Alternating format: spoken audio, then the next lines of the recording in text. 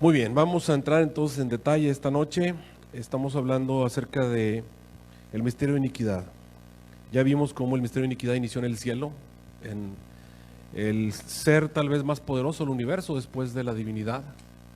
Y después que inició en él comenzó a contagiar a otros seres del universo. Oh, no se está viendo, permítanme. Déjenme conectar y desconectar entonces.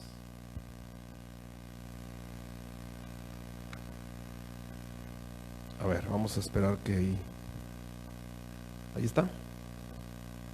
Ok. Ahí está. Así que una vez que este ser comenzó a contagiar a otros seres del universo, llegó el momento en que la tercera parte de los habitantes de las estrellas, por eso le llamamos esto tal vez la guerra de las galaxias, la verdadera guerra de las galaxias, contagió a la tercera parte de los habitantes de las estrellas. Inició entonces una rebelión en el cielo. Una guerra de parte de los que estaban de parte de Miguel, los que estaban de parte de Dios y los que estaban de parte de Lucifer, el lucero de la mañana. Esa guerra terminó con la expulsión de todos los que se habían unido a Lucifer de sus moradas. No sabemos cuánto tiempo duró. Les hemos mencionado lo que los satanistas de hoy, los gurús de la nueva era y los espiritistas dicen acerca de esa rebelión. Satanás tiene su propia teoría y sus propias ideas. Algunas de ellas compaginan con lo que nosotros creemos en la Biblia, otras totalmente están opuestas a lo que nosotros enseñamos. Ellos dicen que fueron durante miles de años. En ese tiempo el Señor tenía el proyecto de crear un nuevo mundo, el mundo que nosotros habitamos, el planeta Tierra. Y ese mundo iba a tener el propósito de poblar el universo con las cosas que iban a ser creadas en ese mundo. Obviamente, después de la rebelión, el proyecto tal vez se pospuso o no se siguió adelante. Lo único que sé es que cuando el planeta Tierra estaba siendo creado, ya Satanás estaba haciendo planes para capturarlo. Y para eso necesitaba que la pareja que había sido colocada en el jardín del Edén cometiera un pecado, especialmente Adán, que era el primogénito. Ayer hablamos acerca de cómo Adán y Eva fueron capturados, pero quiero que entiendan por un momento que Adán y Eva no son semejantes, perdón, no son iguales a la rebelión del cielo. La rebelión del cielo son seres que tomaron una decisión consciente, decidida para ponerse de parte de Satanás en su rebelión, incluso participaron en la guerra. Pero cuando ustedes analizan la forma en la que Eva cayó, se van a encontrar que Eva fue engañada. En algún momento alguien podría discutir que realmente Eva quiso ser Dios. Es probable que así sea, pero aún así la situación de Eva está dudosa. Pero lo que sí nos queda bien claro es que Adán no fue engañado. Adán sabía exactamente lo que estaba haciendo. Adán comió del fruto sabiendo que estaba desobedeciendo al mandamiento específico que Dios estaba colocando. Pero sí nos queda bien claro que Adán no deseaba ser Dios. Adán no tenía el interés de ser como Dios. No tenía en su mente el deseo de unirse a la rebelión. Lo hizo precisamente porque no quería quedarse o vivir sin Eva, y eso obviamente fue dudar de la capacidad de Dios. Dadas las circunstancias de la caída del ser humano, Dios estableció un plan para salvarnos a nosotros, y ahí quiero poner la base, queridos hermanos. Dios se dio cuenta que el ser humano no tomó una decisión decidida, vamos a decir así, en favor de la rebelión. Así que Dios decidió darnos otra oportunidad. Se estableció entonces el plan que ya estaba planeado desde antes de la creación del planeta. Los seres del universo no lo sabían, el mismo Lucifer no lo había planeado, tal como estudiamos ayer. Satanás pensaba que el hombre pecara y después comiera del fruto del árbol de la vida y viviera para siempre, y que el hombre se reprodujera y de esa manera se convirtiera en una amenaza para el resto del universo. Lo que no contaba era que Dios tenía un plan, y ese plan era que Dios ni los perdonó ni tampoco los destruyó. Dios colocó a nuestro Señor Jesucristo, quien murió en favor de la raza humana. De esa manera Dios no perdonó, Dios destruyó, vamos a decir así, a Jesús. La paga del pecado es muerte, y Jesús pagó la deuda. O sea, no hubo, vamos a decir así, la justicia fue satisfecha con la muerte de Cristo Jesús, pero también la misericordia fue satisfecha cuando Dios no eliminó a la pareja pecadora, sino que les dio una oportunidad de salvarse. Por eso es que en la muerte de Jesús, como dice el apóstol, en la cruz del Calvario, la justicia y la misericordia se besaron. Es un glorioso plan de salvación que muestra obviamente el amor de Dios por nosotros y al mismo tiempo su justicia, porque Dios es justo y es misericordioso. Y no se nos debe olvidar que Dios es ambas cosas. Dios es justo, pero también Dios es misericordioso. Y obviamente una vez que el hombre cayó, el Señor vino y le explicó al hombre lo que iba a ocurrir. Y dentro de esas cosas que vieron el futuro, vieron la muerte del Señor Jesucristo. Ahorita vamos a hablar un poquito acerca de eso. Y entonces comenzó lo que podemos llamar la época de este planeta. Dios restringió todos los accesos, ciertos rayos o cierta energía que Dios tenía que dar a este planeta fue, vamos a decir así, fueron quitadas. Al ser humano se le cerró vamos a decir, los ojos con los cuales podíamos ver a los ángeles y los oídos con los cuales podíamos oír al mundo espiritual. Se nos cortó ese acceso, perdimos ese sentido. El Señor intervino en nuestra casa, envió ángeles para cuidar la puerta. Durante algún tiempo el Edén estuvo aquí en la tierra, finalmente Dios se lo llevó definitivamente para que ningún ser humano intentase de alguna manera alargar su mano y comer del árbol de la vida. Pero Dios no nos lo confiscó para siempre, lo llevó a la Nueva Jerusalén, donde el jardín del Edén permanece hasta el día de hoy, porque ese es nuestro y es nuestra casa, y algún día todos aquellos que quieran pueden regresar a él. Así que este planeta, que era el único planeta que había caído en su totalidad, aquí fueron arrojados todos los ángeles, como dice la Biblia, fueron arrojados a la tierra. Satanás y sus ángeles fueron arrojados a este mundo. Y este planeta se convirtió en lo que conocemos como un planeta prisión. Eso quiere decir, aquí están todos los pecadores del universo. Vamos a ver este video, que es un canto por allí que escribió un artista adventista y está muy al caso acerca de lo que está ocurriendo en nuestro medio. Tengo sonido, ¿verdad?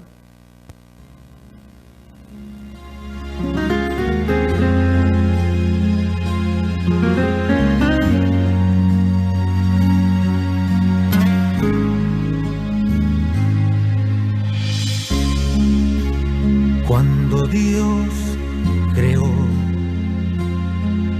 a la humanidad,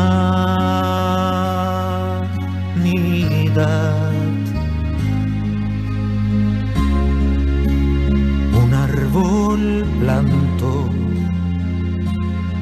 sobre el bien y el mal. Hijo, tuyo es todo lo que hay aquí, mas el árbol que te mostré prohibido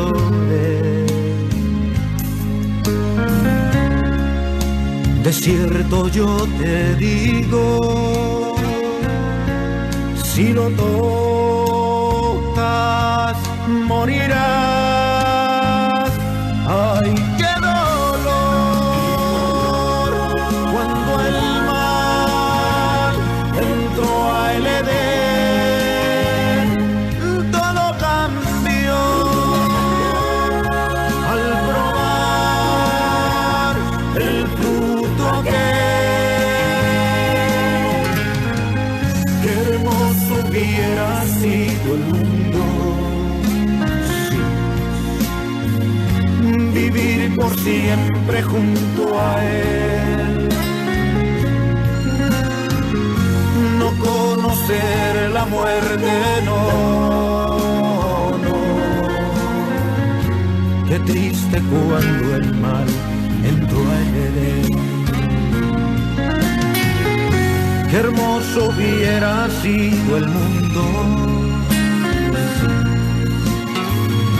vivir por siempre junto a él, no conocer la muerte, no, no. triste cuando el mal entró al Edén.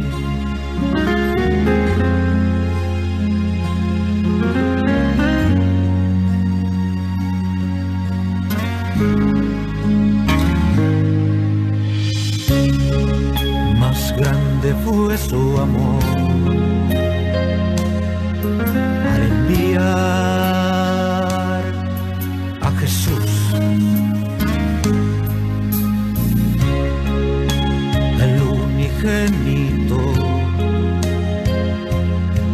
quien murió en la cruz. Intenso fue el tormento que mi Cristo padeció. Ay, qué dolor cuando el mal entró al Edén. Todo cambió al probar el fruto aquel. Qué hermoso hubiera sido el mundo sin vivir por siempre junto a Él, no conocer la muerte, no, no. Qué triste cuando el mal entró al Edén. Qué hermoso hubiera sido el mundo sin vivir por siempre junto a Él, no conocer la muerte, no, no. Qué triste cuando el mal entró al Edén.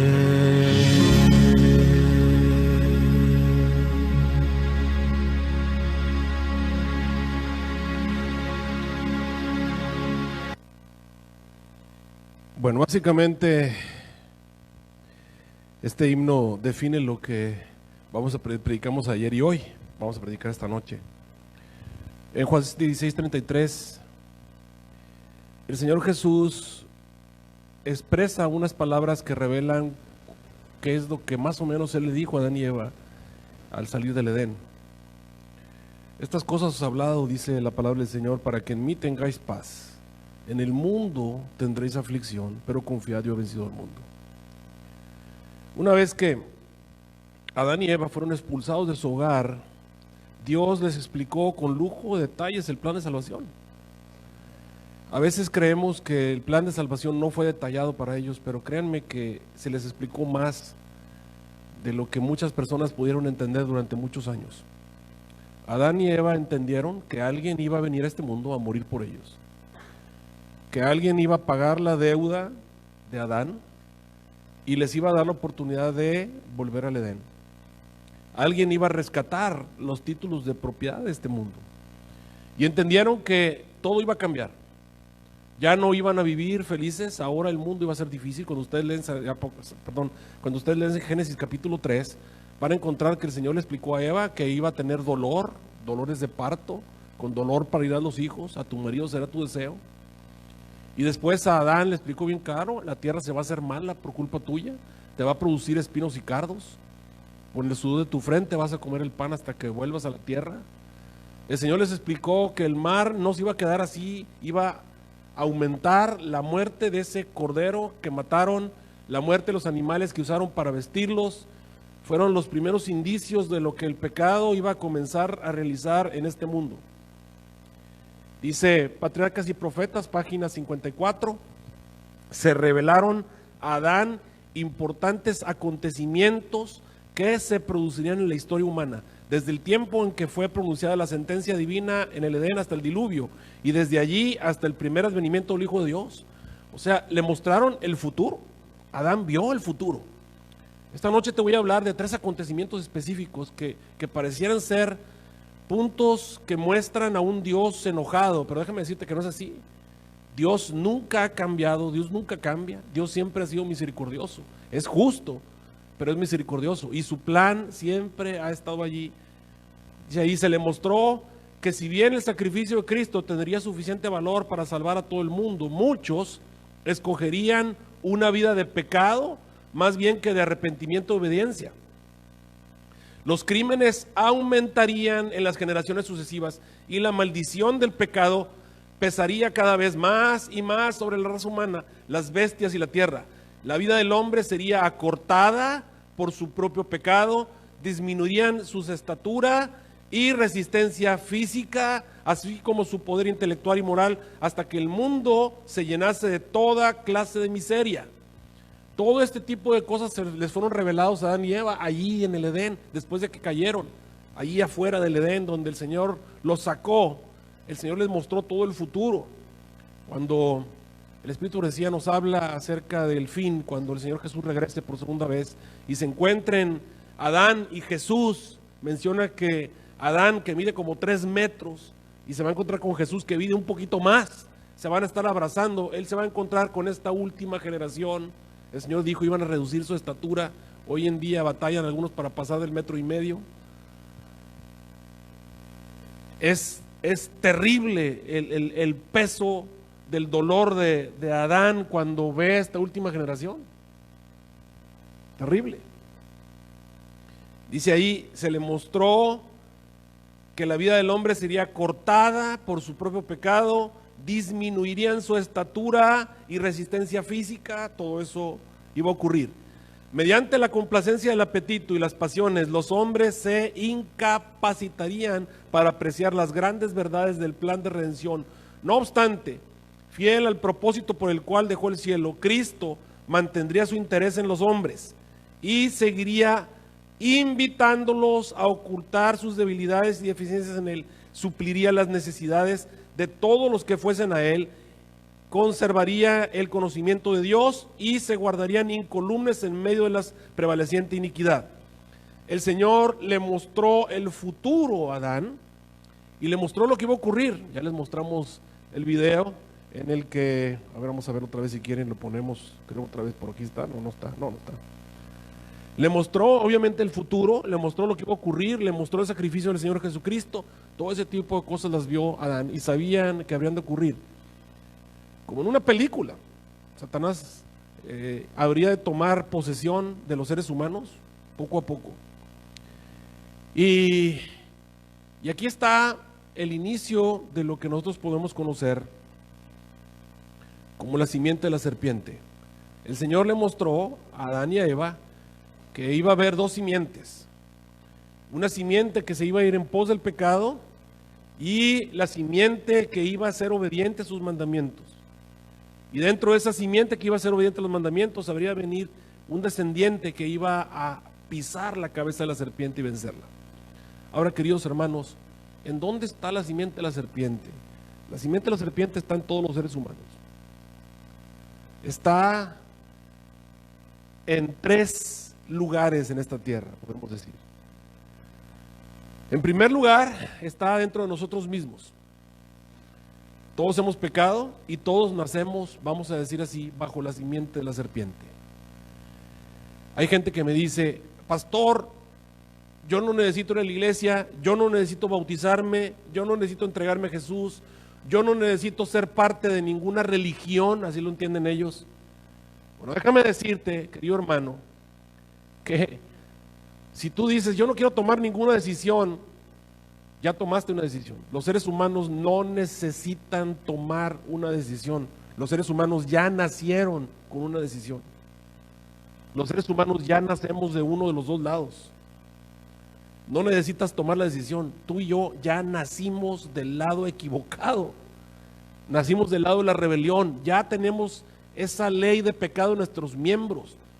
Y eso no lo puedes perder a menos que tú decididamente busques la manera de quitarte de encima esa ley en tus miembros con la cual naciste. Dice Romanos 7:23, como dijo Pablo, veo una ley en mi cuerpo, y ese es el cuerpo que todos tenemos, que pelea contra la ley de Dios y me somete al pecado que está en mis miembros. ¿Desde cuándo lo obtenemos? Si tú te vas al Salmo El Salmo 51, versículo 5, el salmista nos dice: he aquí en pecado he sido formado y en pecado me concibió mi madre. La concepción. ¿Desde cuándo es pecador? Desde la concepción. Desde que el óvulo y el esperma se unen, desde ese momento ya somos pecadores. Es decir, nacemos pecadores, nacemos del lado de la serpiente, nacemos del lado de la rebelión. No necesitas decir, yo voy a seguir a Satanás, ya naces de su lado. No necesitas decir, yo mi ciudadanía no la he decidido, no he decidido dónde soy. Mientras tú no decidas ponerte del lado de Cristo, tú estás del lado de Satanás. El ser humano no tiene que decidir, ya nacemos del lado de Satanás, nacemos del lado de la rebelión, nacemos del lado de Lucifer. No hay gente que dice, no, yo no formo parte de ningún lado. No, eso no existe en la tierra. Todos estamos del lado de la rebelión. La única forma en la que podemos salir de la rebelión es saliendo de la rebelión y uniéndote una vez más a la bandera de Cristo Jesús. ¿Quiénes más forman parte de la simiente de la serpiente? Bueno, los que ya decidieron, que son aquellos que ya no van a salir de este planeta, que son Satanás y sus ángeles. Dice Efesios 6:12, no tenemos una lucha contra carne y sangre, sino contra principados y potestades, señores del mundo, huestes de las tinieblas que están en los aires. Las malas noticias es que en este mundo, queridos hermanos, están todos los pecadores del universo. Vamos a decirlo así, estamos todos los pecadores del universo, estamos en este mundo. Están ellos, que son seres de otros mundos, de las estrellas, habitantes de las estrellas, que se rebelaron contra Dios, fueron arrojados, perdieron la guerra y fueron arrojados a este planeta y fueron colocados en cuarentena en este mundo. Y estamos nosotros, los seres humanos, que nacemos pecadores. Aquí estamos todos los pecadores y este es el planeta prisión. Pero hay buenas noticias, no para ellos, para nosotros. Ellos ya están condenados. Ellos están esperando la destrucción. Ellos están esperando que el Señor los destruya. Las buenas noticias, queridos hermanos, son para nosotros. Los seres humanos podemos salir de este planeta. Podemos salir de la cárcel, podemos salir de la prisión. Algún día el Señor se va a llevar un grupo de personas. Él ha ofrecido sacarnos visa y pasaporte, vamos a decirlo así, una tarjeta de oro.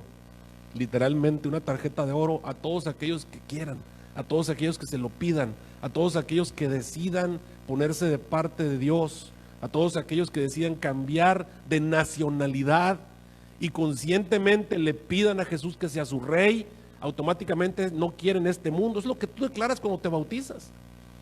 ¿Qué declaras? Que no te gusta este mundo en el cual naciste, que no te gusta este cuerpo en el cual naciste y que prefieres morir y tener la otra vida que el Señor Jesús ofrece, y por eso te sepultan y te vuelven a sacar para tener una nueva vida. Eso es lo que una persona declara públicamente y lo declara a todos los representantes de todos los mundos no caídos. Ese ser humano declara abiertamente, públicamente, que desea la otra vida, no la vida con la cual nació. Esa es una declaración pública. Y mientras tú no hagas esa declaración pública, estás perdido. Y quiero que lo entendamos de esa manera. Estamos perdidos mientras esa declaración pública no la hagamos. Y finalmente, ¿quiénes forman parte de la simiente de la serpiente? Todos aquellos que o no toman una decisión porque no les da la gana, porque no quieren. Y finalmente, si tú analizas por qué no quieren tomar la decisión, es porque les gusta ser lo que son. ¿Quiénes forman parte de la simiente de la serpiente? Los que no quieren formar parte de la simiente de Dios, los que no quieren venir en pos del Señor, los que no se quieren salvar, los que no quieren cambiar, los que están conformes con lo que son. O a lo mejor no están conformes, pero no están dispuestos a hacer nada para resolver su situación. Y si no están dispuestos a hacer nada para resolver su situación, entonces forman parte de la simiente de la serpiente. Y esos son los que no son hijos de Dios. Y va a haber una guerra, y va a haber un conflicto, como el Señor le dijo a Eva, y voy a poner una enemistad entre tu simiente y la simiente suya. Esta te herirá en la cabeza y tú le vas a herir en el calcañar. Como le dijo a la serpiente, tú vas a herir en el calcañar a los seres humanos. Va a haber una enemistad entre las dos simientes, entre la simiente de Dios y la simiente de Satanás. Después de que el pecado entró, todo empezó a cambiar. Vinieron las estaciones, las plantas comenzaron a morir, las hojas de los árboles se secaron. Patriarcas y Profetas nos dice que Adán y Eva lloraron cuando vieron por primera vez esos maravillosos árboles, ver cómo las hojas caían, y se sentían culpables por cualquier modificación que el pecado hacía en la tierra. Después de eso, cuando tú lees el libro del Génesis, vas a encontrar cómo el pecado se fue aumentando, aumentando, aumentando. Y te voy a poner una lista aquí. No lo vamos a hacer toda la noche porque no tenemos toda la noche. Solamente vamos a hablar de cómo la maldad se fue desarrollando y se fue cumpliendo la profecía que Dios había dicho de cómo el mal iba a aumentar en este planeta. Cuando tú lees Génesis, vas encontrando nuevos pecados que fueron llegando a la tierra. Por ejemplo, en Génesis 3:4 empieza la desconfianza. Así comenzó el pecado, con la desconfianza de Adán y la desconfianza de Eva. Después viene la codicia, que formó parte de la primera transgresión, y luego la desobediencia. Todo está en Génesis 3, lo que llevó a Adán y Eva a cometer el primer pecado que podemos encontrar en la Biblia. Después de eso viene el miedo, la vergüenza. Recuérdense que Adán y Eva se escondieron después de que pecaron. No existía la vergüenza, no existía el miedo. El pecado trajo vergüenza y trajo miedo. Hoy en día, cuando tú sientes vergüenza y cuando sientes miedo, todo eso forma parte de las consecuencias del pecado. Eso no lo hizo Dios, eso vino como consecuencia del pecado. Después de eso viene la enemistad. Voy a poner una guerra, un conflicto, una enemistad entre tu simiente y la simiente suya. Génesis 3:15, perdón. Después de eso viene la ira, en Génesis 4:5, el engaño, Génesis 4:8, el asesinato, cuando Caín mata a Abel, en Génesis 4:8, la mentira, la inseguridad. Después viene el paganismo, donde surge las nuevas religiones. En vez de adorar a Dios, comienzan a adorar otro tipo de cosas. Después de eso viene la bigamia. Los hombres empiezan a casarse con varias mujeres. Eso está en Génesis 4:19. La venganza, la muerte, la carnalidad, la malicia de los seres humanos, la maldad continua, la corrupción, la violencia, la destrucción, la pecaminosidad, la embriaguez, la inmoralidad, la burla, la maldición, la altivez, la división, la blasfemia, la mundanalidad, la confusión, la esterilidad, el hambre, los pleitos y las guerras. Están registradas en el libro del Génesis como los frutos del pecado. Y todo comenzó a cambiar. Ninguna de estas cosas deberían haber existido en este mundo. Todo esto vino como consecuencia del pecado. Ahora quiero que entiendas, querido hermano, tú y yo estamos en un mundo en guerra, en un mundo en conflicto. Y en un mundo en conflicto y en guerra, querido hermano, hay muchas víctimas y hay mucho dolor. Jesús dijo, en el mundo van a tener aflicción. Todos vamos a tener aflicción. Nunca vamos a ser completamente felices. Somos felices a lapsos, pero en el mundo tenemos aflicción. Pero sí dejó Jesús escrito que nunca iba a dejar que fuéramos tentados más de lo que podemos soportar. Eso es lo único que dijo. Pero no sabemos cuánto puedes soportar tú y cuánto puede soportar otro. Pero todos vamos a tener aflicción.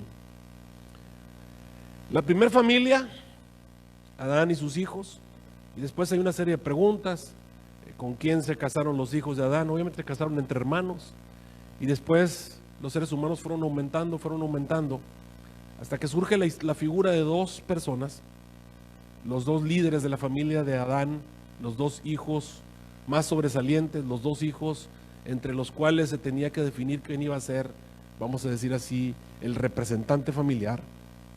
Y el nombre de ellos dos eran Caín y Abel.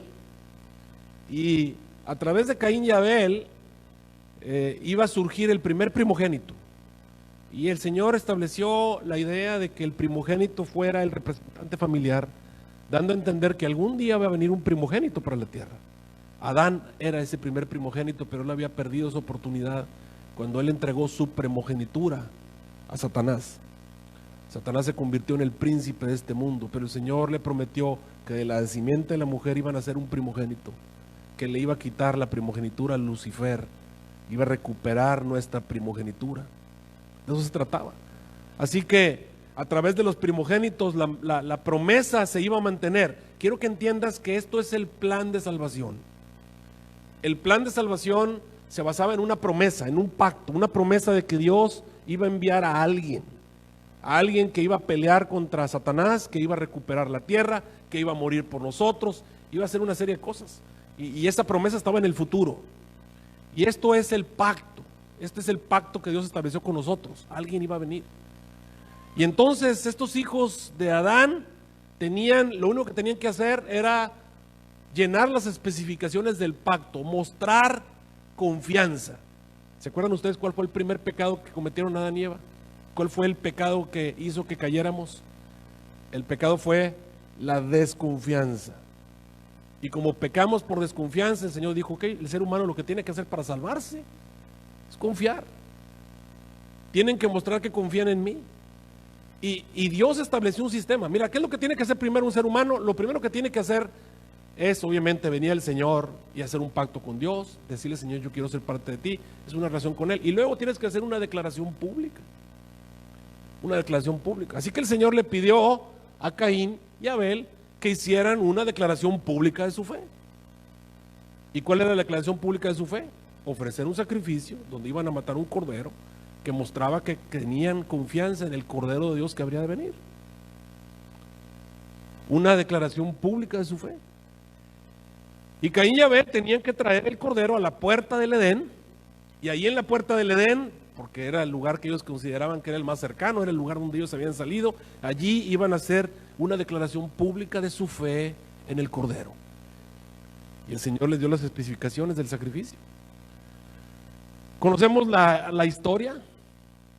Sabemos que Caín era agricultor y sabemos que Abel era un pastor de ovejas o pastor de animales.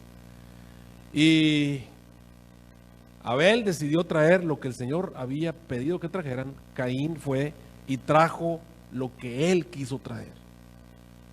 Y ahí es donde comienza las dos formas en que los seres humanos intentamos de alguna manera salvarnos.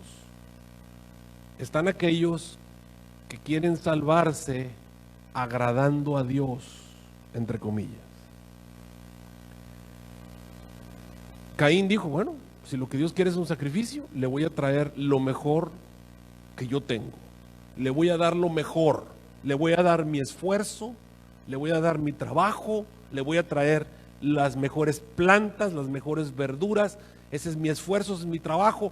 Yo voy a traer todo lo que yo tengo y se lo voy a poner en un altar para que Dios esté contento conmigo. Y eso representa a todos aquellos que se quieren salvar por obras, que creen que la salvación es portarse bien, que creen que la salvación es presentarme un esfuerzo. Señor, yo te ofrezco que me voy a ir hasta la basílica caminando o de rodillas. Te ofrezco que me voy a portar bien. Te ofrezco que no voy a pecar. Te ofrezco que voy a guardar todos sus estatutos. Te ofrezco que voy a hacer, que me voy a esforzar por no pecar. Y la gente cree que te vas a salvar por obras, de alguna manera. Y está aquellos que entienden que la salvación no depende del esfuerzo humano, sino que depende de un Salvador, que es por gracia, por la muerte de un cordero, por medio de la fe. Por eso el Señor le dijo, ofréceme un cordero. Eso es lo que Dios pidió. Así que Abel representa a aquellos que no están pensando en sí mismos, sino que están pensando en Dios. Están dispuestos a hacer lo que Dios quiere que hagan, pero no están pensando que la salvación depende de ellos, sino que depende de Dios. Es algo que Dios va a hacer. Es algo que Dios regala. El cordero que va a morir representa a un hijo que va a venir enviado de Dios. Yo no lo puedo traer, yo no lo puedo producir. Yo no puedo vivir porque hay una ley en mis miembros. Yo soy hijo de la serpiente. Yo tengo una ley en mis miembros que me lleva sujeto al pecado. Necesito a alguien que venga y venza porque yo no lo puedo hacer. Yo no puedo pelear esta guerra. Alguien tiene que pelear por mí. Y esa era la fe. Ellos tenían que mostrar fe en aquel que habría de venir. Abel representa a aquellos que están dispuestos a obedecer a lo que Dios manda. Fíjate bien. Pero hacerlo tal y como Dios lo pide. ¿Qué pidió Dios? Trae un cordero. ¿Qué fue lo que hizo Abel? Trajo un cordero. ¿Qué fue lo que pidió Dios? Un cordero. ¿Y qué fue lo que trajo Caín?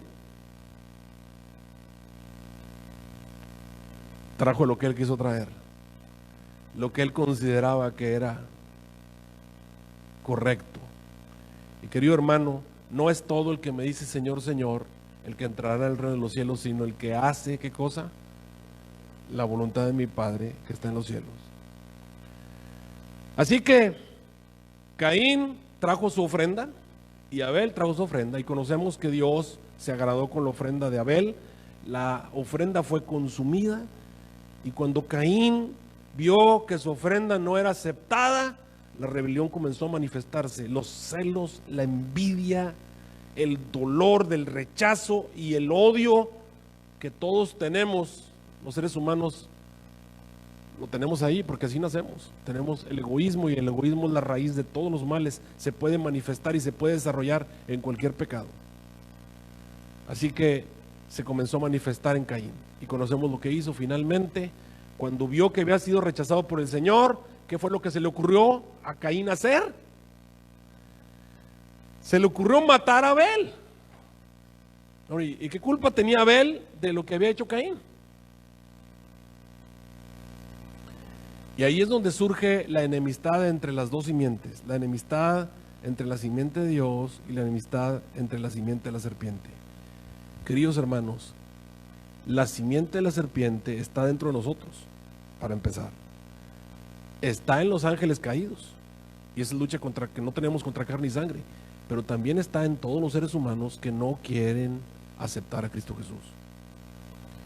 Y cuando esas personas no quieren aceptar a Cristo Jesús, se convierten en enemigos, y a veces directos. Ustedes van a encontrar a través de la historia humana cómo los seres humanos han tratado de destruir a los que obedecen al Señor. ¿Por qué? Porque les molesta su existencia. Les molesta que haya personas que son aprobados por Dios. Les molesta que haya adoradores de Dios. Se sienten juzgados, se sienten menos, se sienten amenazados, se sienten mal porque ellos no quieren hacer lo que ellos hacen. Y la única manera en la que no pueden quitarse eso de la cabeza es que o no los vean o no existan. Y por eso Caín decidió matar a Abel, porque la presencia de Abel lo molestaba. Era una constante reprensión para lo que él estaba haciendo. Así que llamó a Abel, lo llevó por ahí al campo y lo mató. Y después el Señor lo encontró, le dijo: ¿dónde está Abel tu hermano? Y él le dijo: ¿soy yo acaso guarda de mi hermano? Entonces el Señor le dijo: la sangre de Abel tu hermano clama a mí desde la tierra. Y entonces Caín expresó algo allí en Génesis capítulo 4, cuando dijo: Señor, grande es mi pecado para ser perdonado. Y él exclamó esto, dijo: de tu presencia me voy a esconder y voy a ser errante y extranjero en la tierra. ¿Cuál era el propósito? ¿Cuál era la idea de Caín? Me voy a esconder de tu presencia. ¿Qué es lo que los seres humanos hacen cuando no quieren hacer lo que Dios manda? Cuando no quieren formar parte de los redimidos, cuando no quieren aceptar el plan de Dios para sus vidas, cuando no quieren humillarse y permitir que Dios los salve. ¿Qué es lo que va a hacer el ser humano? Se va a esconder de Dios. En Génesis 4:17 nos dice que Caín construyó la primera ciudad y le puso el nombre de su hijo. Ahora, ¿por qué Caín construyó la primera ciudad? ¿Se acuerdan cuál era su propósito? De tu presencia, ¿qué dijo? Me voy a esconder. Entonces, la ciudad fue construida porque él prefería vivir en una ciudad que vivir al lado de la naturaleza. ¿Saben ustedes que la naturaleza es el primer libro de Dios? Dice la palabra de Dios en Salmo 19. Los cielos cuentan la gloria de Dios y la expansión denuncia la obra de sus manos. Ahora, imagínense, toda la naturaleza clama quién es el creador. La naturaleza es el primer libro de Dios. La naturaleza te habla acerca del creador. La naturaleza te grita cómo es el creador. Te está constantemente hablando del creador. Así que Caín no se sentía cómodo en un lugar donde constantemente se le recuerda al creador. Así que decide construir una ciudad. Las ciudades no son idea de Dios. Las ciudades fue una idea de Caín.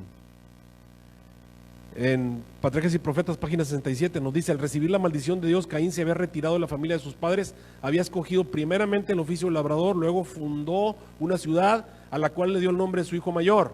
Se había retirado de la presencia del Señor, desechado la promesa del Edén, restaurado para buscar riqueza. Fíjense qué es lo que él decidió buscar. No quiero el plan de Dios, no quiero vivir para siempre, no quiero volver al Edén, lo que voy a buscar es riquezas, voy a buscar placer en esta tierra, aunque está maldita por el pecado, eso es lo que voy a buscar. Y así se había destacado como caudillo de la gran multitud que adora al Dios de este mundo.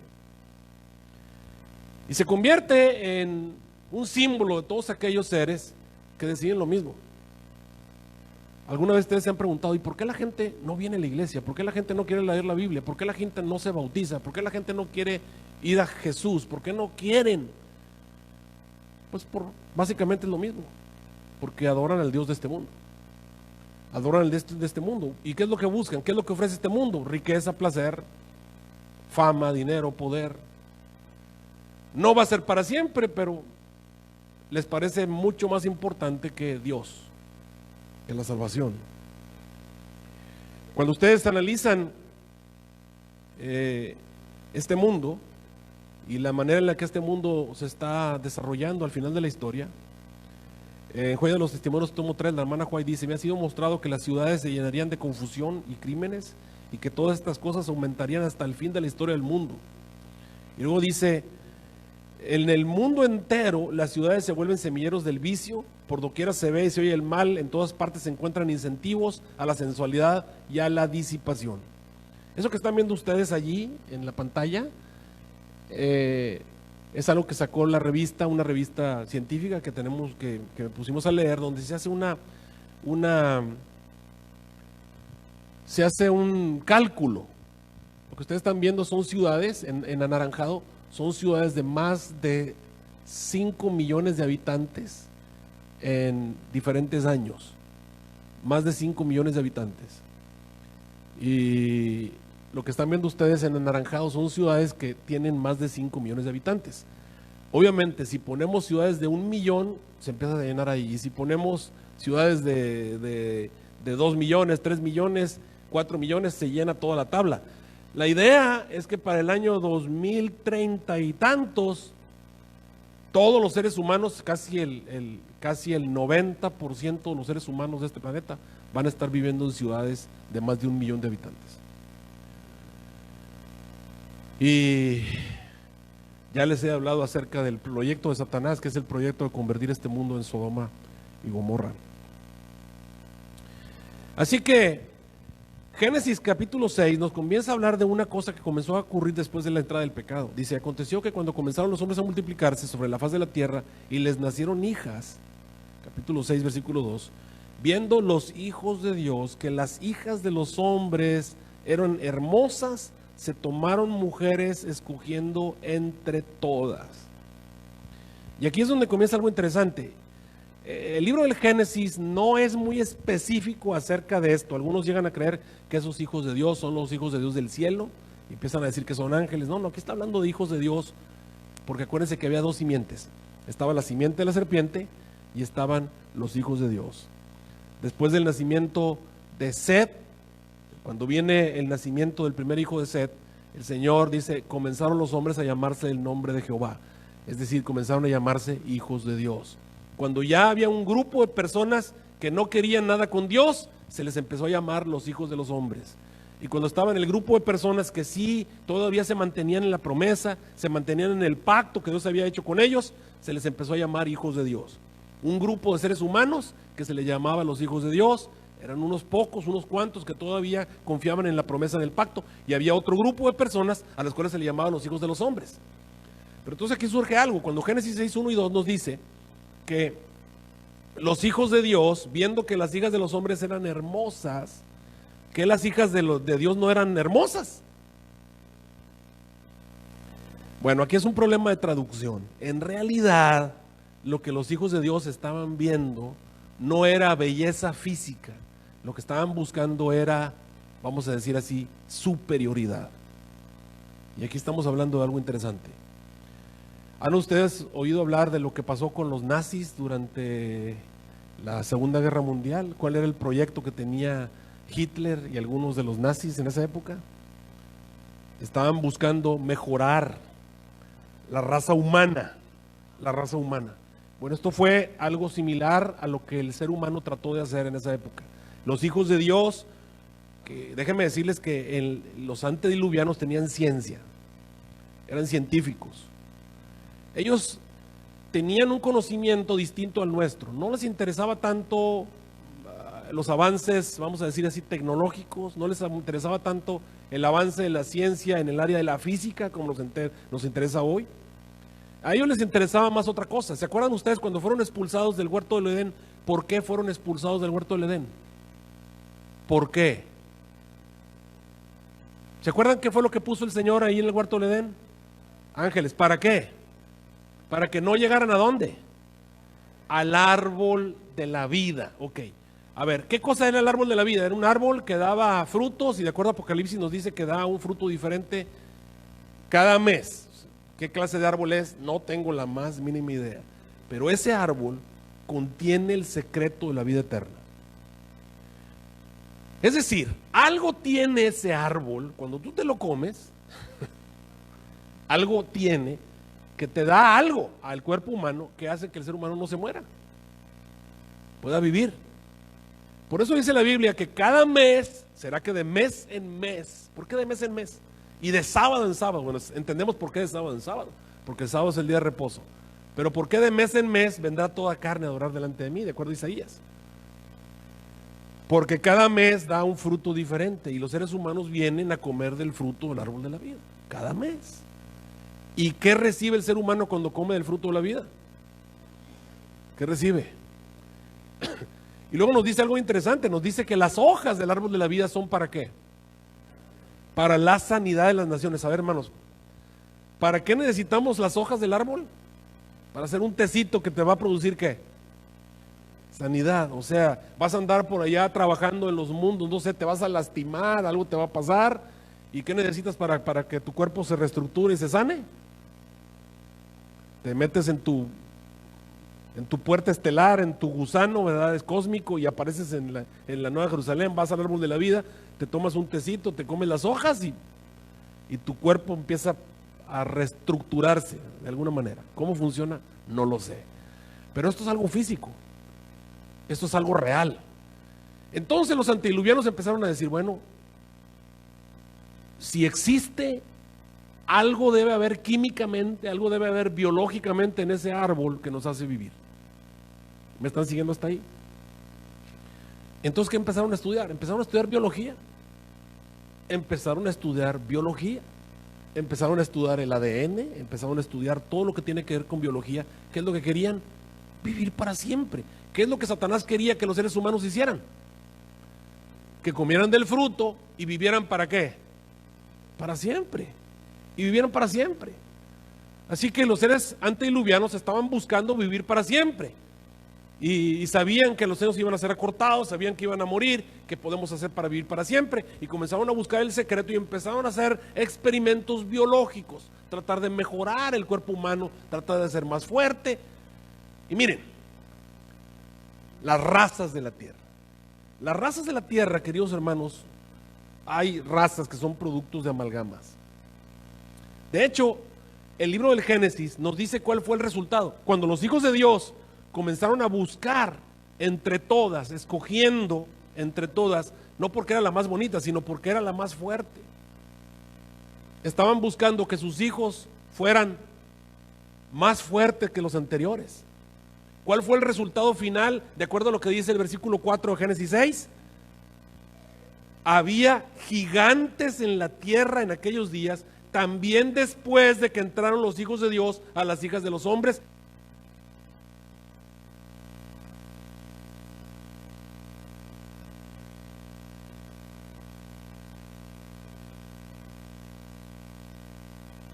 Grande con el más grande y con el más fuerte. ¿Y cuál fue el resultado? Empezaron a nacer gigantes en la tierra. ¿Y por qué ocurrió esto? Porque los seres humanos estaban buscando ser más fuertes. Y esto es lo que le molestó a Dios. El ser humano está buscando ser poderoso, ser más fuerte. ¿Y para qué quiere ser más fuerte? Para dominar, para gobernar. No es para hacer el bien. Nadie busca ser más fuerte para hacer el bien. El ser humano busca ser más fuerte para dominar. Y esto lo hicieron, queridos hermanos, no solamente con las razas humanas. De acuerdo a lo que nos dice Espíritu y Profecía, lo hicieron con todas las especies de vida de la tierra. Lo hicieron con los insectos y lo hicieron con los animales y comenzaron a hacerlo con las aves. Y como resultado, ¿qué fue lo que empezó a salir? Si cuando ellos hicieron esto salieron hombres gigantes, ¿qué fue lo que empezó a nacer entonces? Comenzaron a salir animales más grandes y animales más grandes y animales más grandes. ¿Y cómo le llamamos a un animal muy grande, muy grande, muy grande? Y después encontramos un esqueleto y pensamos que era pelón y no, era un ave. Nada más que estaba demasiado grande. Claro que no le ponemos plumas, aquí lo dejan así como si fuera todo liso. Pero en realidad lo que tenemos son los famosos dinosaurios. Y por eso dice la palabra de Dios que Dios se arrepintió. Dice la Biblia que vio Jehová que la malicia de los hombres era mucha en la tierra y que todo en los pensamientos del corazón era de continuo solamente para hacer el mal. Dice que dio cuenta que todo este intento era para dominio, era para la lucha, era para obtener poder. Y arrepintióse Jehová de haber hecho al hombre en la tierra y le pesó en su corazón y dijo Jehová: voy a raer a los hombres que he creado sobre la faz de la tierra, desde el hombre hasta la bestia y hasta el reptil y las aves del cielo, porque me arrepiento de haberlos hecho. Miren lo que nos expresa el Espíritu de Profecía al respecto. Dice, pero si hubo un pecado, dice la hermana White, que más que otro, que hizo necesaria la destrucción de la raza humana por medio del diluvio, fue el vil crimen de la amalgamación del hombre y la bestia. Quiero que entiendan, no es la amalgamación de hombres con bestias, es la amalgamación de los hombres y la amalgamación de las bestias. Los hombres hicieron amalgamación de hombres para hacerse más poderosos, hicieron amalgamación de bestias para hacerlos más poderosos, hacerlos más grandes. Y esto a Dios obviamente le molestó. El día de hoy, por ejemplo, de hecho la hermana White menciona aquí, dice, lo cual deformó la imagen de Dios y causó la confusión en todas partes. Dios decidió destruir a esa raza poderosa y longeva que había corrompido sus caminos delante de él. Todas las especies de animales que Dios había creado fueron preservadas en el arca. Las especies mezcladas que Dios no creó y que fueron el resultado de la amalgamación de hombres y bestias, como puede verse en las casi innumerables especies de animales y en ciertas razas de hombres fueron destruidas. Algunos toman esta cita y se refieren a que hay ciertas razas de hombres hoy que fueron producto de hombres con bestias. No lean mal lo que la hermana White está diciendo. La amalgamación en realidad es manipulación del código genético. Los antediluvianos manipularon el código genético para crear monstruos, para crear seres impresionantes. Hoy en día, ¿cómo es que la hermana White dice que hay razas que son producto de amalgamación? Bueno, déjenme explicarles un poquito.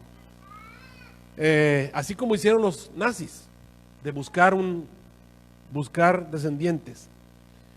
Miren, nosotros hacemos ese mismo tipo de situación, pero para cosas distintas. Por ejemplo, ¿cuántas razas de perros existen? ¿De qué tamaño es un chihuahua? ¿Lo han visto? ¿Cómo es que llegamos a hacer un perro de ese tamaño? ¿Y de qué tamaño es un San Bernardo? Y son la misma especie. ¿Cómo es que llegamos a hacer un San Bernardo? Bueno, lo llegaron a hacer haciendo que un perro se cruce con otro y con otro, buscamos el más grande y el que tiene ciertas características y los juntamos hasta que van haciendo los hijos y después descartamos a los demás hasta que vamos haciendo una especie específica, una especie que es como nosotros queremos que sea. En este momento, queridos hermanos, ya no es tanto, pero hubo unos años atrás en que una de las razas de la tierra era la raza superior. Todos podíamos ver lo que era una raza, una especie, no especie, sino una raza de seres humanos superior a todas. Y estoy hablando de la raza de los afro, y no estoy hablando los africanos, sino afroamericanos. Los afroamericanos durante, no sé, unos 50 años tal vez, fueron Todavía, pero no, pero durante esos 50 años fueron durante mucho tiempo una raza superior. Si no, díganme, ¿ustedes jugaban cualquier deporte con ellos? Y eran invencibles. Más fuertes, más rápidos, más grandes, no hacían ejercicio, pero tenían unos músculos impresionantes. Podían saltar, brincar. ¿Por qué? Porque físicamente eran más fuertes que cualquier otra raza de la tierra. ¿Qué fue lo que pasó con los afroamericanos? Bueno, lo que ocurrió fue una selección no natural. ¿Qué fue lo que ocurrió? La esclavitud le dio la oportunidad de que eso ocurriera. ¿Se acuerdan lo que hacían los esclavistas? Iban a África y ¿qué buscaban? Agarraban al ser humano más débil que encontraban ahí. No, agarraban al africano que parecía que se veía más fuerte. ¿Por qué? Porque iban a obtener más dinero. Entonces tomaban al africano más grande, a la mujer más grande, las metían en un barco, y si eran débiles se morían porque duraban meses ahí en ese barco, en condiciones infrahumanas, comiendo ahí lo que podían. Solamente el más fuerte sobrevivía. Llegaban a América a venderlos. ¿Y quiénes eran los más fuertes? Eran los que habían sobrevivido. Como resultado, alguien fuerte se casaba con una mujer fuerte, un hombre fuerte, una mujer fuerte. ¿Y qué tenían? Hijos fuertes. Y después se casaban entre ellos, porque los mataban en la esclavitud, sobrevivían los que eran de veras más fuertes. Y durante 200 años de esclavitud fueron teniendo hijos fuertes, hijos fuertes, hijos fuertes, hijos fuertes, hijos fuertes. Y llegó un momento en que eran más fuertes que todos los demás. Y después de que eso terminó, ahora ya las cosas se empiezan a emparejar y ahora empiezas a ver en el básquetbol y ya empiezan a ver blancos y europeos y de otros países que ya compiten con ellos, pero durante mucho tiempo no había manera, porque eran más fuertes que todos los demás. Eso es lo que ocurre cuando ustedes toman a una especie y la seleccionan y la seleccionan y la seleccionan hasta que van creando a un tipo de seres humanos superiores a los demás. Pero bueno, eso es un ejemplo solamente.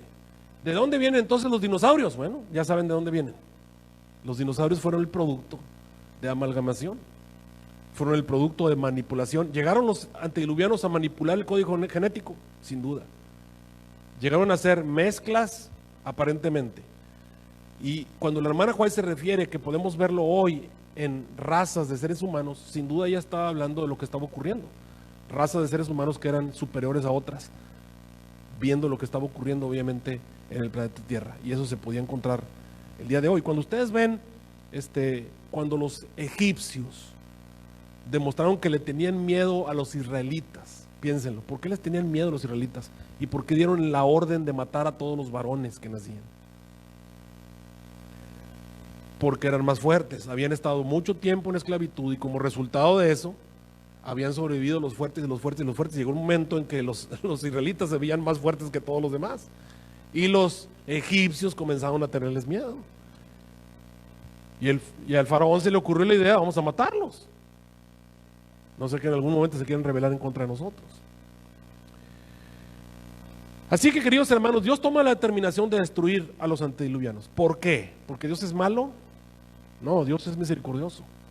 ¿Por qué Dios destruyó a los antediluvianos? ¿Por qué? ¿Es que Dios quiere matar a los seres humanos? No, Dios nos quiere salvar. ¿Por qué Dios destruyó a los antediluvianos? ¿Por qué escogió a Noé?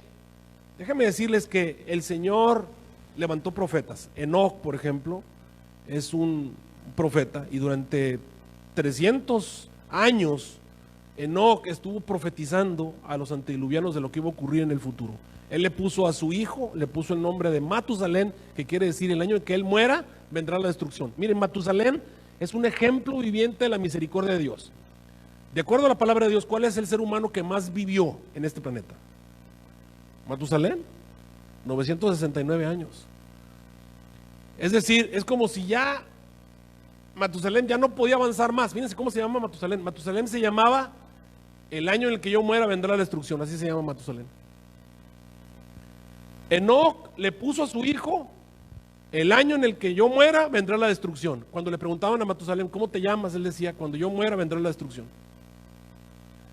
Todos los seres humanos sabían que cuando se muriera ese ese hombre que se llamaba Matusalén, ese año la tierra iba a ser destruida. Él era una profecía viviente, una profecía viviente. Todos los seres humanos fueron llamados por Dios a salvarse. Se le encomendó a Noé construir un arca y se le dio a todos los seres humanos la oportunidad de entrar en esa arca para salvarse. Durante 300 años que estuvo en esta tierra, Enoc les profetizó hasta que finalmente el Señor se llevó a Enoc. Pero quedó en la tierra Matusalén, y Matusalén es una profecía viviente. Y luego Noé construyendo el arca, piénselo. Todos los antediluvianos sabían lo que estaba ocurriendo. Esto es una profecía viviente, los seres humanos sabían lo que iba a ocurrir. ¿Cuántos entraron en el arca? ¿Cuántos? 8 personas. 8 personas. Y los que entraron en el arca ya entraron muy dañados. ¿Por qué Dios tuvo que permitir que el diluvio viniera? Si Dios no interviene y el diluvio no viene, esos 8 que quedaban habrían desaparecido y todos los seres humanos habrían sido parte de la simiente de la serpiente. El diluvio muestra lo cerca que estuvo Satanás de dominar este planeta por completo. Si todos los seres del mundo se hubiesen unido a la simiente de la serpiente y no hubiera ningún ser humano que se pudiera considerar hijo de Dios, ¿a dónde habría venido Jesús a nacer? Y si Jesús no venía, ¿dónde quedaba la promesa hecha a Adán de que vendría un Salvador? ¿Dónde quedaba la promesa con la cual murió Abel, que sacrificó allí al lado de la puerta del Edén un cordero? ¿Dónde quedaba la promesa hecha a Set? ¿Y dónde quedaba la promesa hecha? ¿Y dónde íbamos a estar tú y yo hoy en día? ¿Qué esperanza habría de salvación? ¿Por qué Dios tuvo que intervenir? Así que aquellos que creen que el Dios del Antiguo Testamento es un Dios malo, no han estudiado bien la Biblia. Estos momentos en los que Dios intervino, lo único que revelan es un Dios que está interesado en nuestra salvación. Eso es lo que es. Mira lo que dice Patriarcas y Profetas. El huerto del Edén permaneció en la tierra durante mucho tiempo después de que los hombres fueron expulsados de sus agradables senderos. Durante mucho tiempo después se le permitió a la raza caída contemplar de lejos el hogar de la inocencia, cuya entrada estaba vedada por los vigilantes ángeles. En la puerta del paraíso, custodiada por querubines, se revelaba la gloria divina. Allí iban Adán y sus hijos a adorar a Dios. Allí renovaban sus votos de obediencia a aquella ley cuya transgresión los había arrojado del Edén. Cuando la ola de iniquidad cubrió al mundo y la maldad de los hombres trajo su destrucción por medio del diluvio, la mano que había plantado el Edén lo quitó de la tierra, pero en la final restitución, cuando haya un cielo nuevo y una tierra nueva, ha de ser restaurado más gloriosamente embellecido que al principio. Noé les predicó, finalmente el diluvio vino. Solamente 8 personas se salvaron. Y dentro de esas 8 personas que salieron del arca, todavía había 2 hijos que no estuvieron dispuestos a continuar en los caminos de su padre. Todos los seres humanos se nos da una nueva oportunidad. Solamente 8 habitantes. Dios destruyó la tierra, destruyó a toda la simiente de la serpiente. A todos los que no querían salvarse los destruyó y solamente dejó a los que permanecen en la promesa. Queridos hermanos, ¿por qué estamos vivos hoy los seres humanos? ¿Por qué? Nosotros debemos haber sido destruidos. Acuérdense, el día que de él comieres, ¿qué vas a pasar contigo? Dios nos permitió existir porque tenemos esperanza, porque hay oportunidad de salvación. Esa es la única razón por la que nacemos. Cuando tú naces tienes esperanza de salvación. Cuando nace tu hijo, cuando nace tu papá, tu tío, primo, todos los que han nacido en este mundo, nacen porque tienen esperanza de salvación. Esa es la razón por la cual existimos. Si no hubiera esperanza de salvación, ya nos habrían destruido desde el Edén. El día que de él comieres morirás. ¿Por qué nos permitieron vivir? Porque hay esperanza de salvación. La única razón por la que vivimos es para tomar una decisión, y la decisión es: ¿de qué lado estás? ¿Del lado de los rebeldes o del lado de Dios en esta guerra universal? ¿De qué lado estás? Y tienes que declararlo públicamente. Si no lo declaras, tú estás del lado de la rebelión. Nunca te quisiste unir del lado del Señor. estás del lado de la rebelión. Los antediluvianos estaban del lado de la rebelión. El Señor salvó a los que están de su parte. Esa es la razón por la cual vive todo el mundo, para que tome una decisión. Dice la palabra de Dios que no apagará el pábilo que humea. Pero cuando ya el pábilo ni siquiera humea, pues entonces ya lo va a destruir. Así que Noé sale del arca, ¿y qué es lo que hace Noé? Ofrece un sacrificio. ¿Qué muestra ese sacrificio? Fe en qué? En el pacto. Fe en aquel que habría de venir a morir. Su hijo, Sem, se queda en el pacto. Pero los otros dos hijos hacen lo mismo que Caín, se separan del pacto y comienzan a vivir buscando las cosas que este mundo da. Y durante algún tiempo los descendientes de Noé continuaron habitando en las moradas donde el arca se había tenido. A medida que se multiplicaron la apostasía, la iniquidad no tardó en causar división entre ellos. Los que deseaban olvidar a su creador y desechar las restricciones de su ley tenían por constante molestia, así como Caín, las enseñanzas y el ejemplo de sus piadosos compañeros. Después de un tiempo decidieron separarse de los que adoraban a Dios para lograr su fin. Emigraron a la llanura de Sinar, que estaba a las orillas del Éufrates. Decidieron construir allí una ciudad, en ella una torre de tan estupenda altura que fuera la maravilla del mundo, y comenzaron a construir una torre que representa la idea de los seres humanos. Si Dios me quiere destruir, no me va a destruir, yo voy a subirme en esa torre. Si me quiere ahogar, aunque Dios había dicho que no les iba a hacer nada, por eso puso el arco en el cielo, que no los iba a destruir por medio del agua. A ellos no les importó, construyeron una torre. ¿Qué representa esa torre? Esa torre representa el deseo del ser humano de vivir sin Dios, y de vivir a pesar de Dios, o de vivir contra Dios. Si Dios me quiere destruir, yo me voy a defender, yo voy a encontrar la manera de sobrevivir sin Dios. Esa es la idea de Babilonia. La idea de Babilonia es: voy a vivir sin Dios y voy a encontrar la manera de sobrevivir. Yo voy a hacer de alguna manera voy a encontrar la manera de poder existir sin Dios. Y en la Torre de Babel se forma esa primera religión que hasta el día de hoy existe.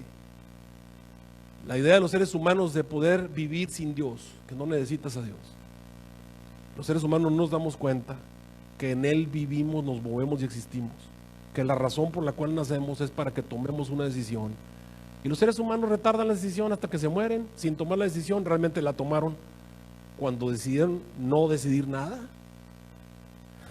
Cuando decidieron no tomar la decisión de ponerse de parte de Dios, ya decidieron mantenerse en el lugar en el cual nacieron. Así que el Señor se dio cuenta que nada los iba a detener de lo que habían pensado, y Dios hizo algo. Dios hizo algo. Vio que estaban construyendo la torre, confundió sus lenguas, y ¿qué fue lo que pasó? Bueno, esto ocurrió aproximadamente 100 años después del diluvio, cuando nació a un niño que le pusieron división, porque en sus días fue que causó la división. El Señor tomó a un descendiente de Jafet que se llamaba Magog. Lo vamos a encontrar a Og y Magog, lo vamos a encontrar al final de la historia. Magog tenía un don, el don de hablar en lenguas que Dios no les dio. Todos los que estaban en la torre los confundió. Unos hablaban, yo qué sé, una lengua que da por origen al español, otros hablaban otra lengua que da por origen al inglés, y otros hablaban otra lengua que da por origen al ruso, y otros hablaban otra lengua que da por origen el chino, ¿verdad? Y ahí surgen todas las lenguas humanas. El Señor los confundió. ¿Para qué los confundió? Para que se dividiera. ¿Qué tenían en común? Tenían en común la creación, el diluvio, eso tenían en común. Y tenían en común la Torre de Babel. Y cuando tú ves las religiones del mundo, todos tienen torres, tienen ideas del diluvio, tienen idea de la creación, porque ahí fue donde el ser humano se dividió, y tenemos más o menos las mismas ideas, por lo menos tenemos la misma historia, tenemos ancestros comunes. Y tú vas a encontrar pirámides, la Torre de Babel en América, pirámides allá en Egipto, pirámides en Asia, pirámides que representan esa torre que fue la que vieron ellos construir. Y ocurrió algo interesante. Cuando Dice la Biblia que la tierra estaba en un solo lugar. Cuando el Señor creó el mundo, sea la tierra, se juntes en un solo lugar. La tierra era un solo lugar. La tierra era un solo lugar. De hecho, el huerto estaba en el centro de la tierra. Y cuando construyeron la torre estaba aproximadamente en ese lugar. ¿Qué fue lo que ocurrió? Cuando el Señor confundió sus lenguas, le dio a Magog. Obviamente alguien tenía que hacer los que se pusieran de acuerdo. Como todos hablaban diferentes lenguas, Dios pone a un ser humano allí llamado Magog, que tiene la capacidad de hablar en varias lenguas. Y él, dice la Biblia, repartió. La palabra que utiliza en el hebreo se traduce en la Biblia como islas. En realidad lo que está diciendo es que repartió los lugares separados por agua. Había ríos y les dice, ustedes que hablan así, lo que va a hacer Ponochín, ustedes se van a esa isla. Y ustedes que hablan así, se van a ese lugar. Y ustedes que hablan de esa manera, váyanse para allá. Y él reparte la tierra, se reparte la tierra, y los que hablan de una manera se van para un lado, y los que hablan de otra manera se juntan y se van para otro lado, y los que hablan de otra manera se van para otro lado. ¿Y luego qué pasa? El lugar al que se fueron, aquí van los que hablan de una manera, acá van los que hablan de otra manera, acá van los que hablan de otra manera. Con el tiempo se fueron separando, se fueron separando, se fueron separando. Y lo que tenemos son los continentes con sus respectivos habitantes. ¿Y de dónde vienen las razas? Pues de las diferentes presiones atmosféricas y las diferentes posiciones del sol, de la alimentación y las diferencias que tenemos. Los seres humanos tenemos la capacidad de adaptarnos al medio ambiente en el cual crecimos. Pero todos venimos de Adán y todos venimos de Noé. Pero ese fue el momento que las razas humanas nacieron. Después de eso el Señor escoge a una familia de la tierra. Alguien tenía que ser, una familia iba a ser escogida para que de ahí viniera el Salvador. Y sabemos cómo se llamaba Abraham. Y Abraham lo pone para que él sea el padre y le da la promesa de que él vendrá a la salvación para todos los seres humanos. Pero entonces dentro de la historia surge una nueva amenaza.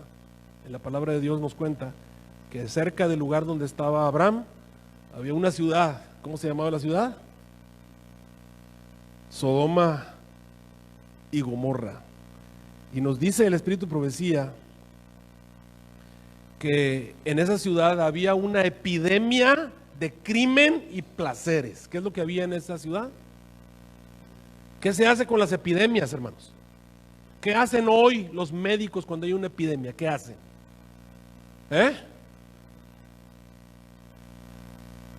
O la ponen en cuarentena y mejor es destruirla. ¿Para qué destruyes tú una epidemia? ¿Cómo la destruyes? ¿Cómo destruyen ustedes una epidemia? ¿Cómo la destruyen? Si no puedes sanar a los que están enfermos, ¿qué haces? Pues es mejor eliminarlos, ¿no?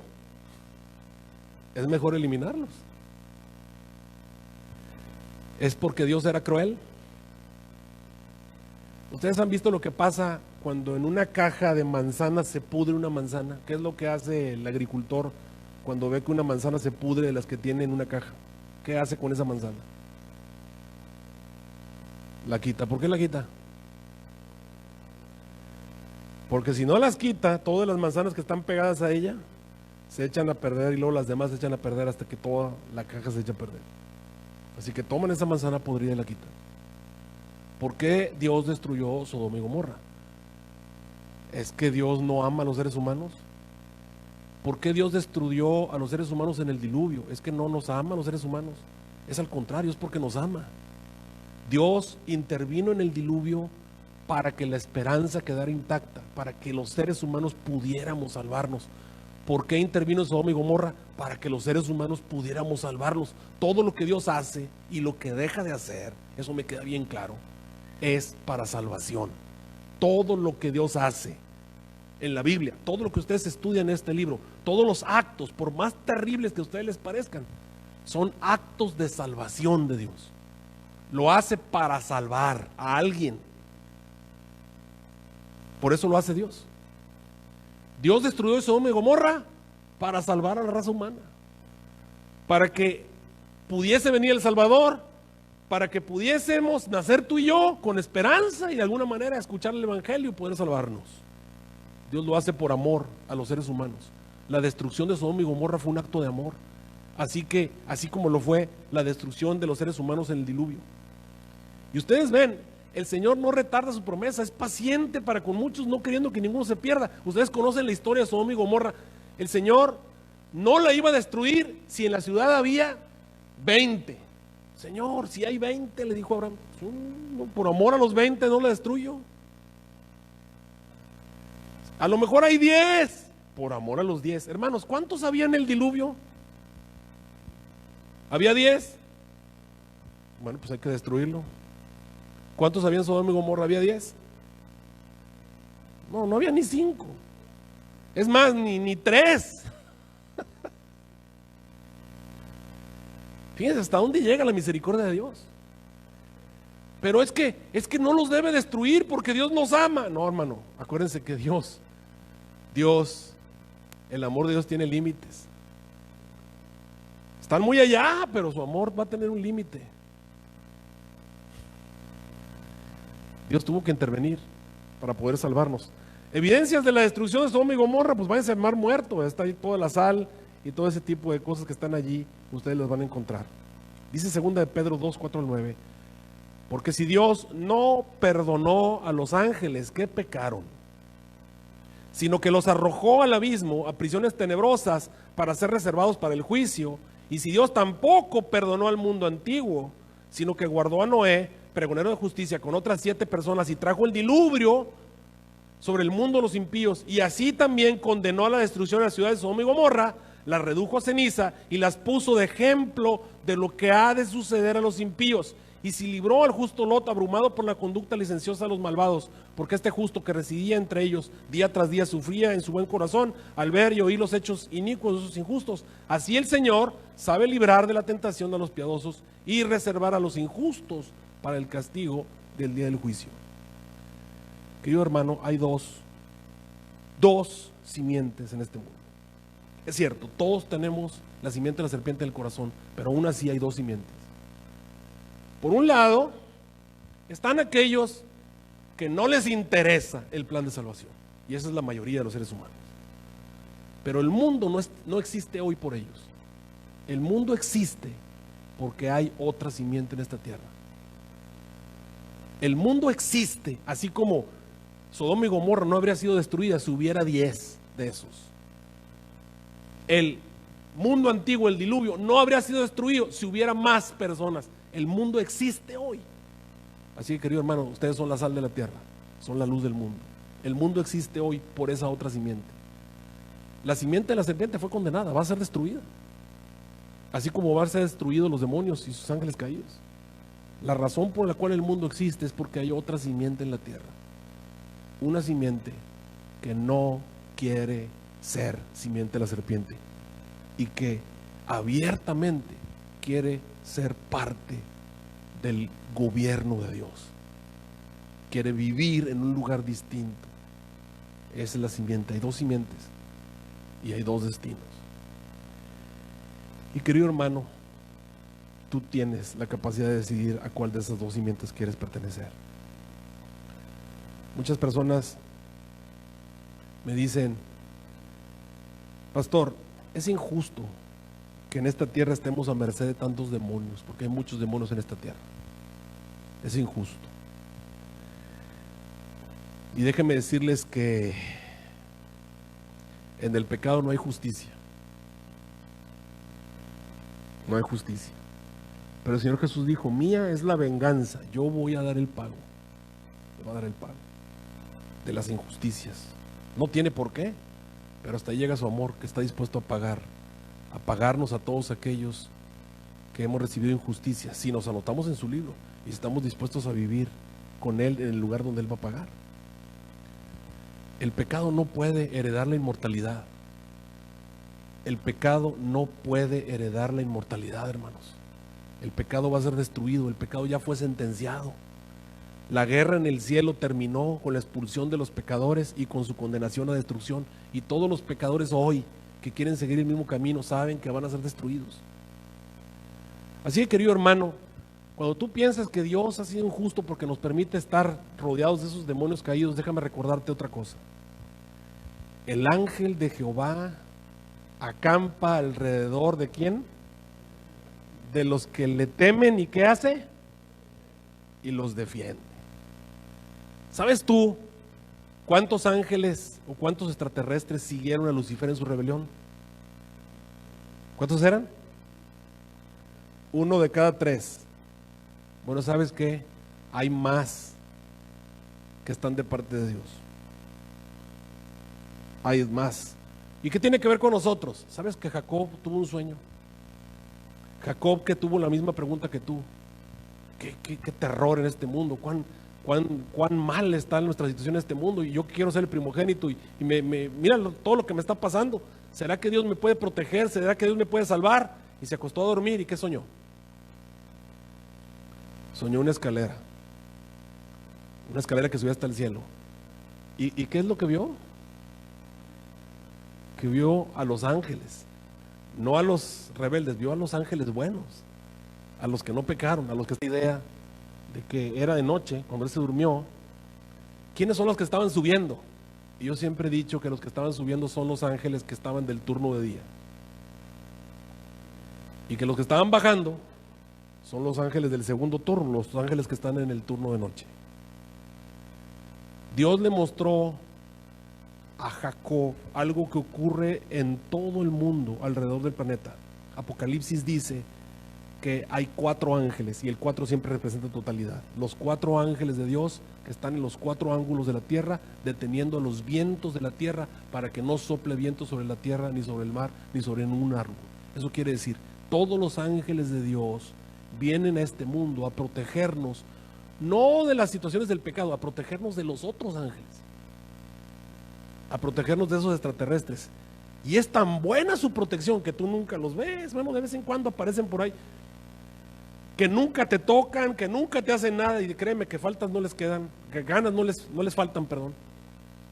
Ganas no les faltan, pero no pueden, porque los ángeles de Dios nos protegen a todos los seres humanos. Y tú los puedes ver, los del turno de la mañana y los del turno de día. Yo te aseguro, tú tienes ángeles de Dios que te están protegiendo. Unos durante el día y otros durante la noche. Dicen, pastor, nada más a los justos. No, los ángeles de Dios protegen a todos los seres humanos.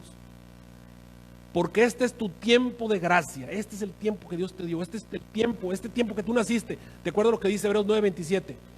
De la manera en la que fue establecido para los hombres que mueran una vez y enfrenten el juicio, Dios te permitió nacer para que tomes una decisión, y mientras estés vivo hay esperanza.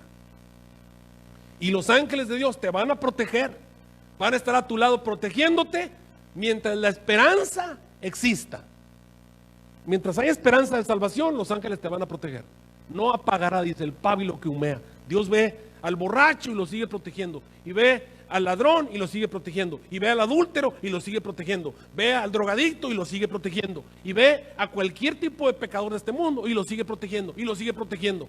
Cuando yo era niño me decían, cuando tú llegas a una cantina y te quieres meter en la cantina, el ángel de Dios se queda en la puerta y tú entras a la cantina. Eso no es cierto. Si así fuera, las cantinas serían mataderos. Y si no, acuérdate del ángel que estaba en la fiesta de allá de Babilonia, de Belsasar. ¿Qué estaban haciendo? Era una orgía, estaban borrachos, estaban tomando. ¿Y dónde estaba el ángel? Un vigilante santo comenzó a escribir. ¿Estaba el ángel afuera o estaba adentro? ¿Y qué estaba haciendo un ángel santo en esa fiesta?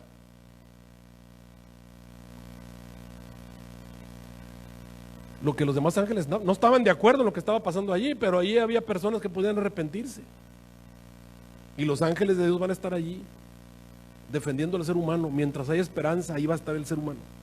Pero ¿qué tal cuando ya no hay esperanza? ¿Qué pasa cuando el ser humano va demasiado lejos? Bueno, pues pasa lo que le pasó a Judas, pasa lo que le pasó a Saúl. Los ángeles de Dios se retiran porque ya no hay esperanza de salvación. Y va a pasar lo que va a pasar cuando se acabe la gracia en este mundo. Los ángeles de Dios se van a retirar de los seres humanos y van a permitir que los demonios los maten, les quiten la vida, hagan con ellos lo que quieran. ¿Sabes por qué? Porque ya no hay oportunidad de salvación. Pero los ángeles de Dios están allí para defendernos hoy. El ángel de Dios está defendiéndote.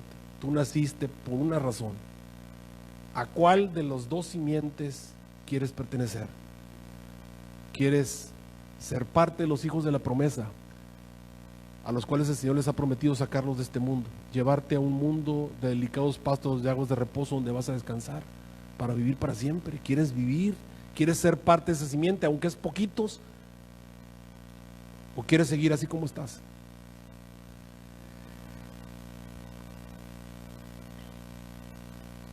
Hasta aquí vamos a llegar esta noche. Pero quiero invitarte a permitir que el Señor Jesús te lleve a su redil. A su redil. Un rebaño y un redil, un pastor. Y el Señor Jesús te quiere llevar a este redil. ¿Quieres quieres ser parte de este redil del Señor Jesús? ¿Por qué no te pones de pie y déjame orar por ti?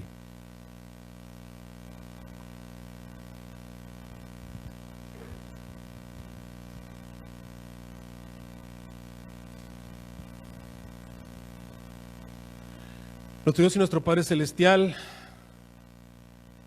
estamos agradecidos contigo por tu grande amor y misericordia, porque a pesar de que somos pecadores no nos abandonaste en este mundo, en nuestra miseria. Has estado interviniendo en el momento preciso, en el momento justo. Interviniste en el pasado a través del diluvio para mantener viva la esperanza de salvación. Interviniste en la Torre de Babel para que los seres humanos no dominaran el mundo y antes de tiempo impidieran que los seres humanos que te aman pudiesen existir y permanecer en esta tierra. Interviniste en Sodoma y Gomorra al destruir aquella amenaza que se había levantado sobre la tierra, y así has estado interviniendo a través de la historia. Gracias, Señor, porque el día de hoy tenemos esperanza. Gracias porque hoy podemos tomar la decisión, y por eso nos hemos puesto de pie en esta hora para decirte que nosotros somos tuyos. No queremos vivir en este mundo, queremos que tú seas el Rey. Queremos que este mundo deje de ser lo que es, que tú lo reconstruyas. Queremos ser parte de tu reino. No queremos que la simiente de la serpiente tome el control de nuestras vidas. Así que, Señor, ayúdanos. Estamos envenenados, hay una ley en nuestros miembros con la que no podemos pelear, pero tú sí puedes. Gracias por nuestro Señor Jesucristo, porque a través de Él tenemos salvación. Gracias por el plan de salvación, porque a través de Él podemos ser curados. Tómanos hoy en el hueco de tu mano. Llévanos de regreso al hogar. Lo pedimos en el nombre de Cristo Jesús. Amén.